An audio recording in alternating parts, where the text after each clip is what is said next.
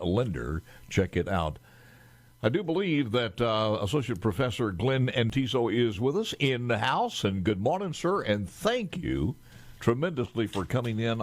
It's good seeing you. And I don't know, you listen to some of these clips here, and they're just frustrating.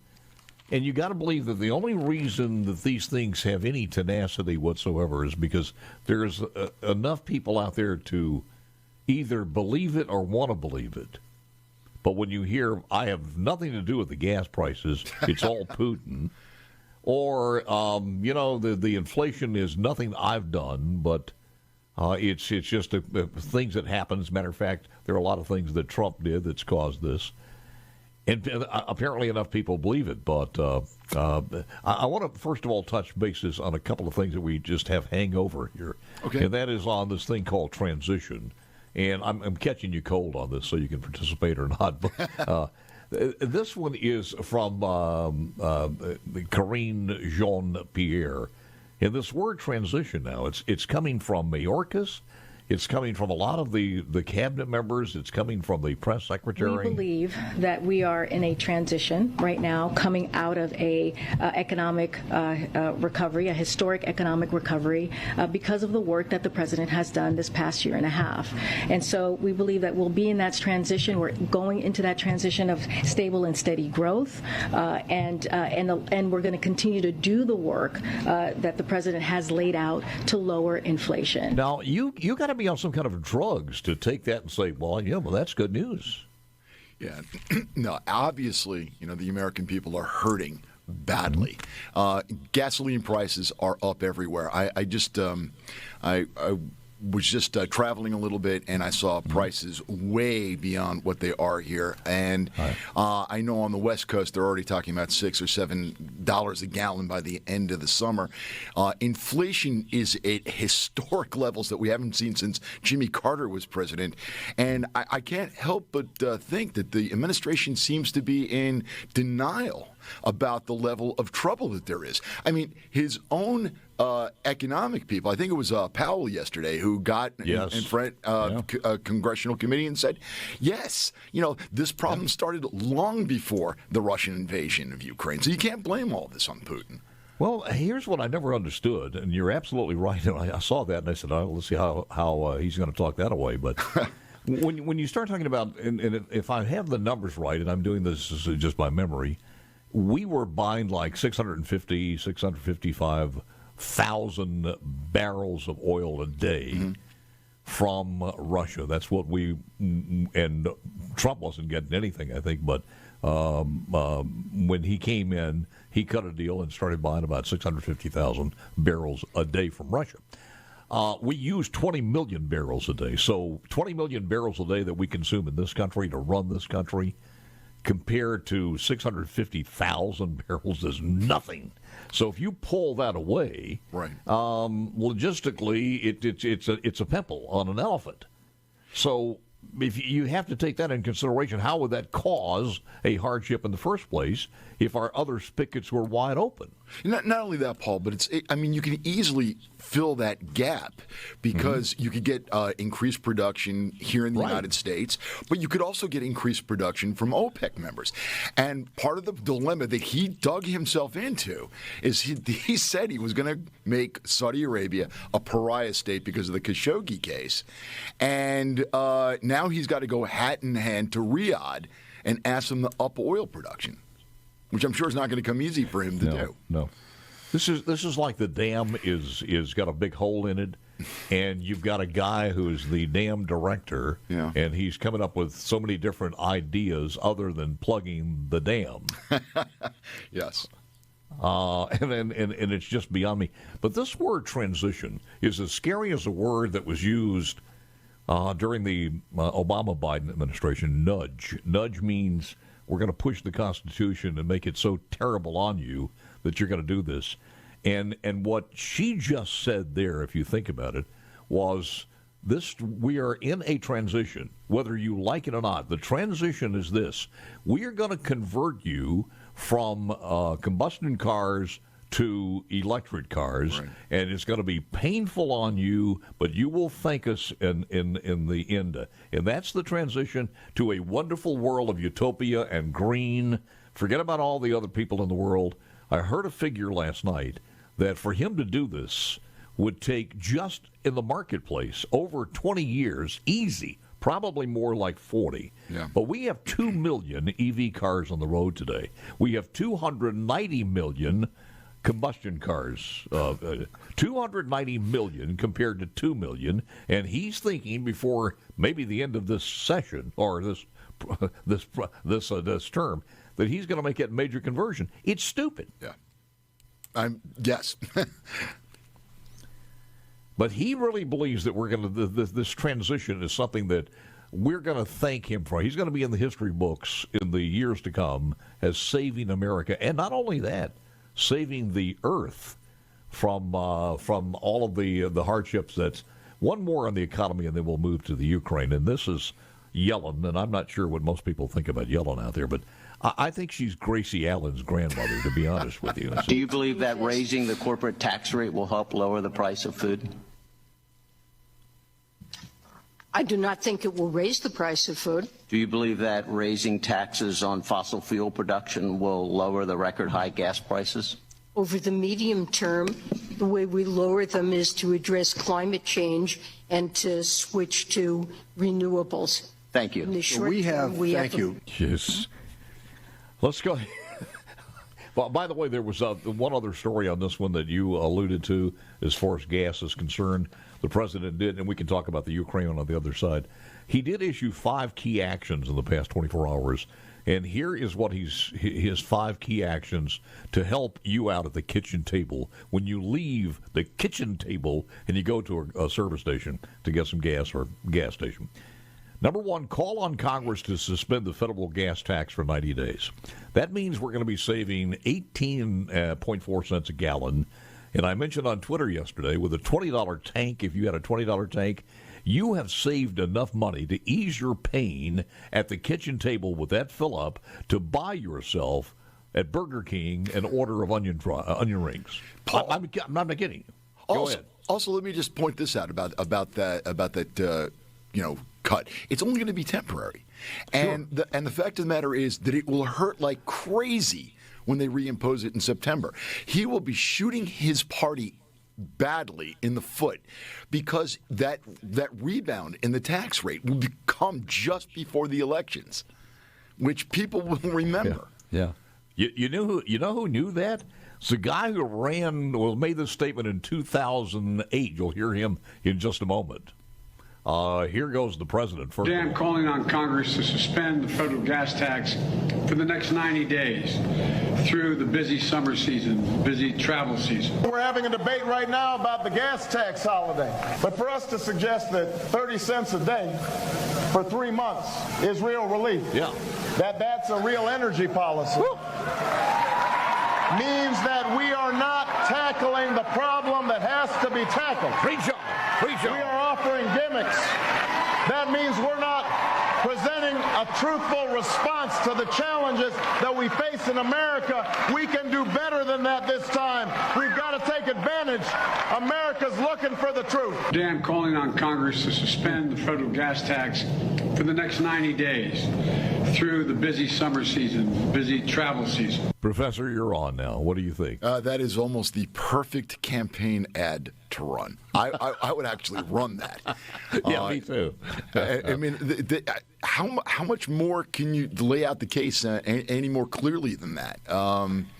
No, I mean, obviously you want to save any money that you can, but also, they got to remember that infrastructure gets paid for by those taxes. Every economist, and I mentioned yesterday, everybody with who passed math in high school are saying the same thing, that this is going to cause inflation when this 3-month period is over. Here are the other 4 real quick. Announce the release of 1 million barrels per day from the strategic petroleum that didn't help before. Rally international partners to join our efforts, releasing a combined 240 million barrels of oil on the market. Good luck. Expanded access to biofuels to increase supply to lower prices, and then urge the CEOs of the largest refining companies to bring forward solutions, because God knows he doesn't have any. All of the ones that Trump used, they're off basis. He can't use those. Back with the good professor next.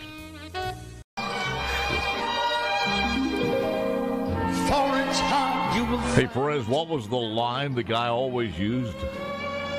Oh, yeah. Everybody wants to get into Everybody wants to get into the act. Jimmy Durante.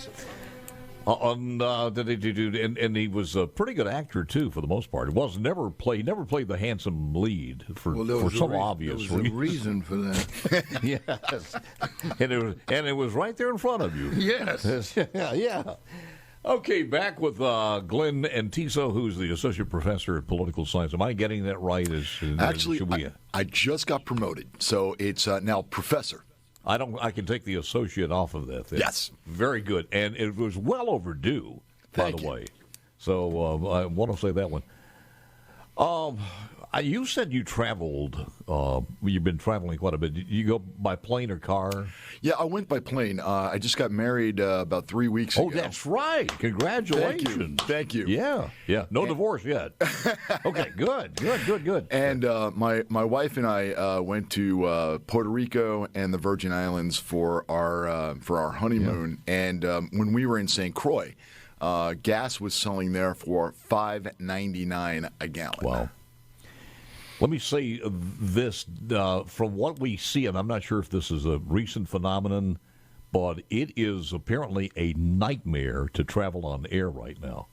Because it is. Everybody's saying that it's a combination of the weather and staffing, but every time they say that, you go look at the national, and we've got it in the palm of our hands. We can check the weather in Venice right now and see what it is, and you don't see any major storms. So that's just a bunch of bull. It's staffing.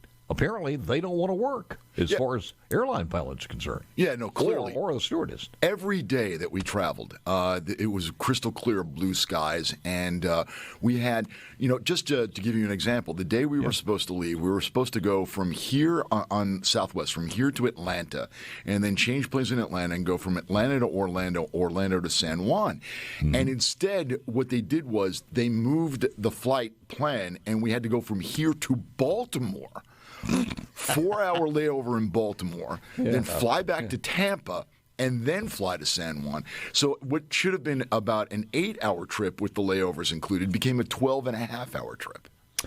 Sometimes I think you leave out of Jackson to go to the Gulf Coast, and you got to go to Atlanta first. It doesn't make sense. But if you've flown anything called Easyjet, here's one story before we get back to the matters that matter. We had a couple who flew Easyjet. Daisy Barr and her friends had reserved seats on row 26 of the Easyjet flight. So they boarded it, and they found out there is no row 26.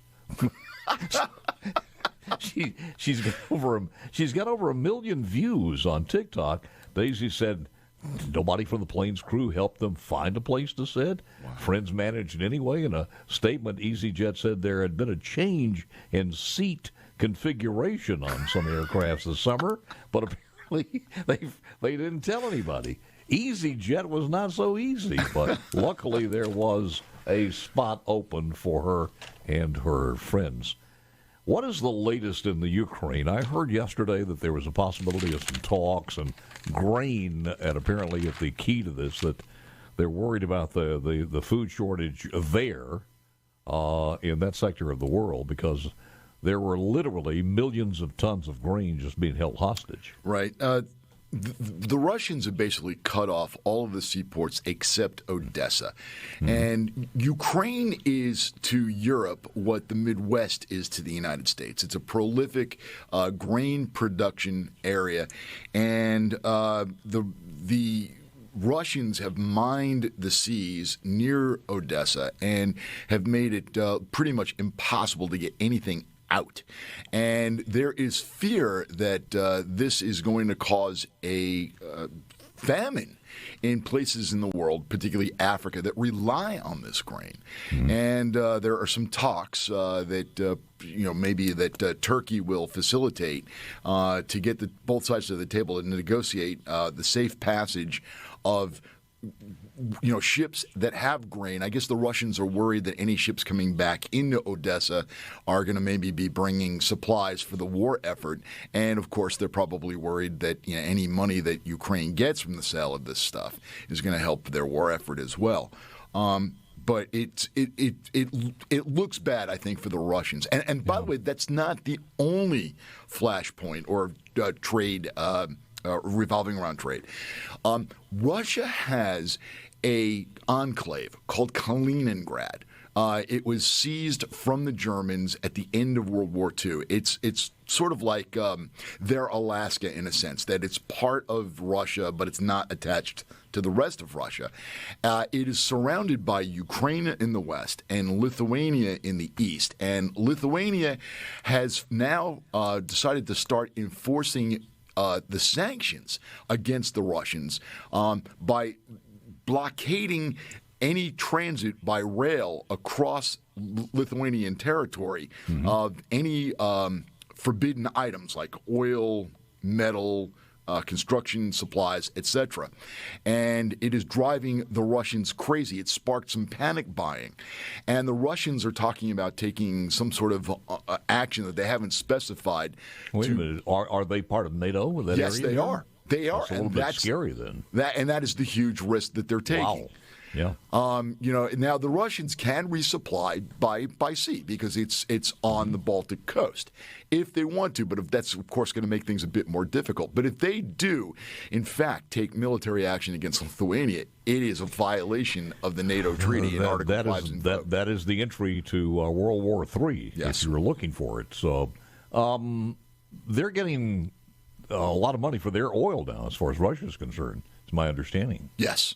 That's the one thing that the world community has not wanted enthusiastically to get behind is getting sanctions on that oil because of the what you pointed out in the last segment, the impact that it might have. Anything that lessens the supply of oil on the global market, regardless of whether it's coming to the United States or not, raises the price of oil somewhat. And I was just going to say, and so that's the problem for Europe right now. There's an interesting story, and I didn't have time to because usually it's 3 or 4 pages. I'll read over it, clip it down, condense it, get some associated, and research it. But there's some new information on Bush, on Trump, when we had this oil glut out there. And when Saudi Arabia they were in a war with Russia as far as no limitations. It was good for us, but it got apparently to a point where if oil went down any more below $1.50, we would have some people go out of business, right? To which, after a while, it's not competitive, and that would have hurt us. You never heard a lot about that, but they exhumed some emails. And being the private sector guy he is, he just went straight to the prince over there and said, look, you keep this up with this fight, we're going to pull our people out of our military out of your country. And we're not joking. As a matter of fact, we already got a bill ready in Congress. And that's all it took. He didn't have to go in the headlines. He didn't have to beg the refineries or the other. He just made that threat, and and they knew that to him a threat was more than just an empty threat. So it's just a side story out there. I want to play one other cut here from that I think you'll appreciate as far as the economy, which kind of coincides with what's going on in Russia and Ukraine. I'm not going to ask you to comment on any specific bill, but tell me the things that Congress could do right now while you're lowering demand, not you literally, the Federal Reserve, what we can do right now to increase supply. I think the things you can do are important over the medium and longer term, but probably not so much in the short term. Infrastructure, things that will increase the productive capacity. Well, how about, in the long run, as Keynes said, we're all dead. I'm interested right now in the short run. If we reduce the regulatory burden, let's say on refineries, wouldn't that incent refineries to start refining more and help on the supply side? I would say anything that could increase capacity on that front could have. Yeah, but would that help? I'm not trying to get you to endorse legislation. Look, Mr. Chairman, we got a hell of a mess here. Inflation is hitting my people so hard they're coughing up bones. I don't care what the inflation is in other parts of the world. I'm sorry they're having inflation in other parts of the world, but them in misery doesn't make my people feel better. They're still miserable. Senator John Kennedy from the great state of Louisiana. Final thoughts with Professor Antizzo coming up next.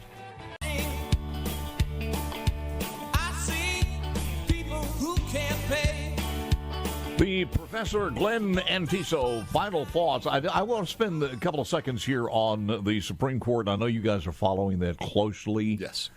They mentioned something yesterday. I was reading the news, a possible dump, as they called it, on Thursday, and I guess that's today. But your thoughts on this and following it, what do you think? Well, there was this argument made that, Roe versus Wade was settled law. And, that's just not true. I mean, and would you want it to be settled law in a sense? I mean, would you argue the same about the Dred Scott decision or Plessy versus Ferguson? Well, the Supreme Court ruled on it, and they already said it, and therefore we can't do anything about it. I think that the state has made, to what is to me at least, a compelling argument that the science and the technology have changed. Originally for Roe versus Wade, there was a 3-part, program that the court had set up, where it said, in the first trimester, basically unlimited right to an abortion. Second trimester, that you could regulate it, but not in an onerous way. And only in the third trimester could you ban it completely. And then with the Casey case, we went to viability, 24 weeks.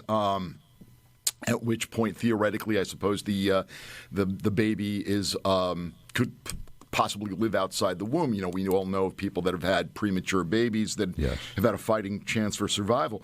But I think that, the state made, at least to me, a good argument that there's evidence to suggest now that babies can, inside the womb, can feel pain and respond to it at a much earlier time. And I think that the state is got a compelling interest to protect human life. Also, reversing Roe versus Wade does not ban abortion in the United States. It simply returns the issue to the state level, where most issues of life and death are decided. Murder laws are state level laws, not federal laws for the most part. You may have to travel to get an abortion, but abortion will still be legal in most states in the union. Roe also was a case of judicial activism, where the court essentially legislated from the bench. That's a job for Congress and state legislatures, not 9 people in black robes sitting across the street from Congress. And I haven't asked anybody this, but it was my understanding in reading that when the original plea came before the court on Roe versus Wade, it was that a mother who a doctor says you're going to die if you don't abort this baby, or a 13, 14, 15, 16-year-old kid is brutally raped and has a baby, is she forced to carry that baby? And it was based more on that narrative than, hey, I don't want to use, I'm having a good time, I get pregnant, and I don't need this kid, I've got a great job, or whatever. The convenient part of it wasn't really expected at that time. Am I right or wrong about that?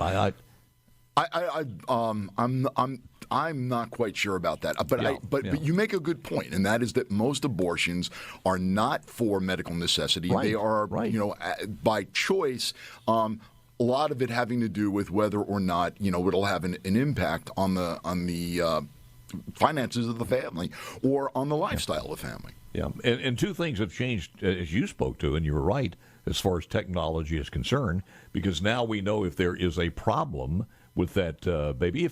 If, for instance, the child is a living thing inside the womb, if at the earliest stages we know beyond a shadow of a doubt that child cannot live outside the womb, that's a different story. Or we know very, very early on that if for something's wrong with that child and the mother cannot have the baby, technology has given us that real early. Plus, from those days of Roe versus Wade back in the 70s, we have gone light years away further as far as birth control pills and other methods.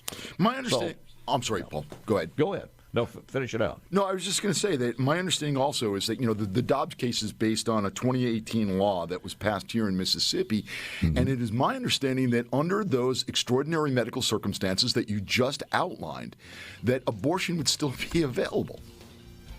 Really? That is my understanding that it bans abortions after 15 weeks with exceptions for medical necessity or fetal abnormality. Yeah. I would think, and there are now a lot of companies, it's hard to understand this, but there are a lot of companies in some well-known Fortune 500 companies saying, look, don't worry about it. If those states ban it, we will pay for your travel to a state that does have abortion so you can abort the baby. And that's a sad commentary on a place that we decide to spend money. Man, it's always good having you. Congratulations on now let's make it to the first anniversary. Is that going to which you will do. Professor Glenn Antizzo, thank you, sir.